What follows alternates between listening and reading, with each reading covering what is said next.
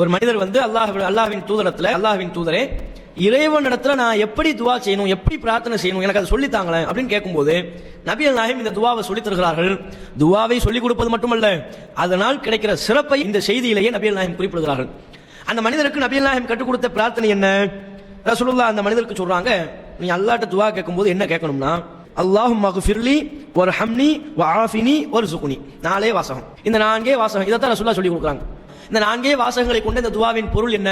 அல்லாஹும்ம ஃபிர்லி, இறைவா என்னை மன்னித்து விடு, வர்ஹம்னி எனக்கு அருள் புரி, வஆஃபினி எனக்கு சுகமளித்து விடு, வர்சுக்னி எனக்கு ரிஸ்கை வழங்கு. இந்த துவாவை சொல்லிட்டு நபிகள் நாயகம் ஸல்லல்லாஹு அலைஹி வஸல்லம் அவங்க சொல்றாங்க, தோழரே இந்த துவா எப்படிப்பட்ட துவா தெரியுமா?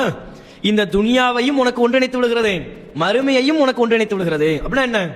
துனியாவில் உனக்கு தேவையான விஷயம், மறுமையில தேவையான விஷயம், ரெண்டையும் சேர்த்து தந்துருதுப்பா உனக்கு.